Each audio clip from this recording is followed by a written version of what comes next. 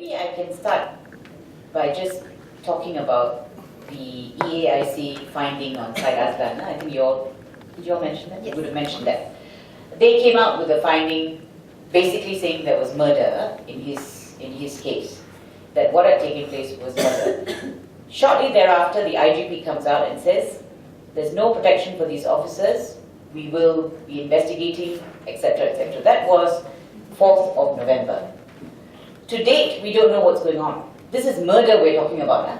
This is a finding of murder by the very agency that is supposed to be looking into their misconduct. Yet, nothing happens. But when it comes to tweets which are offensive to people in power, when it comes to Nurul Izzah, in the recent, yes, that's right. That action is so fast, okay? You wonder how is it that our police force can be so efficient in some instances and yet really quite opaque in others.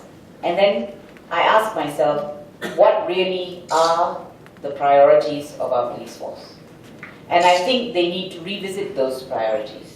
And I would certainly urge them to, because they're losing the public.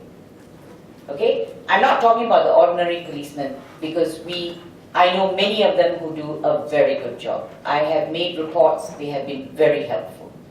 But when it comes to people at the top, and they show discriminatory practice, that is something that the public pick up on. And it goes to a question of trust. So I would suggest that they revisit their priorities and see what is important. Now, what can the public do? I disagree with you that the public is lukewarm. Certainly the public who are affected by the actions of the police are not lukewarm.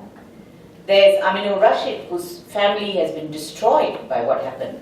And if I'm not mistaken, wasn't that where there was one case where the Court of Appeal actually held the IGP responsible, or the police force, which one of the cases? David Wong's case. Which one? David Wong's judgment. David Wong's judgment, yeah. Well, what has happened from that? They actually thought, you see, the thing is this, what's happened to this EAIC finding of murder? What has happened to the Court of Appeal judgment that found the police? Nothing happens. And that's exactly the problem that we're facing, which is why you need the IPCMC. EAIC does not have enforcement power. They can only come up with those findings, but they cannot actually take action. Whereas an IPCMC can. So it's not left to the police, it's not left to anyone else.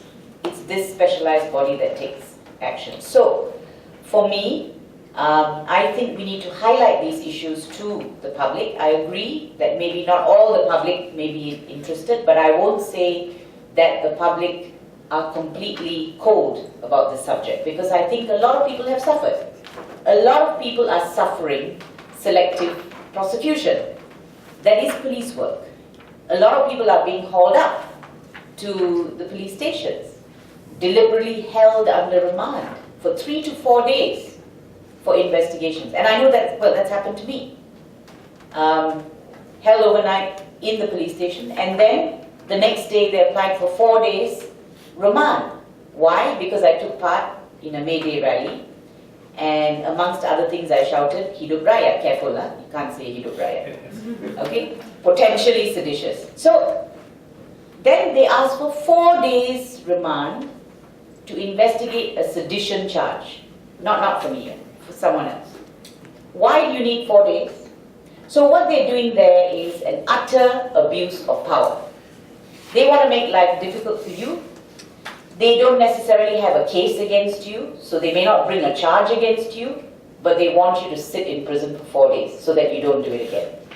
Now you tell me if that's not abuse of power. That's an utter abuse of power. And let me tell you a little story. That time when I was arrested, Arul was arrested as well. Okay? Anthony Loke was arrested. But I was the only one who was fighting, going to where was it? Jinjan. Arul was like, let me just go, I want to sleep. I said, but Arul, how can you take this lying down? You're going to fight us, you don't deserve to be in prison. So they were no help. Arul and Anthony Lok and all were used to going to prison and want to just go and sleep there. No help in fighting the issue. But for me, it was unbelievable that they would so easily deprive a citizen of their liberty. So I would urge you, please don't get used to it like Arul. Okay? It doesn't help. You've got to keep fighting it so that it doesn't happen to your brother, your sister, your people you know. Why should you be deprived of your liberty just for saying something? So for me, actually, the education is also in us not becoming used to it, is also in us constantly reminding ourselves that liberty is really precious and nobody should deprive you of that.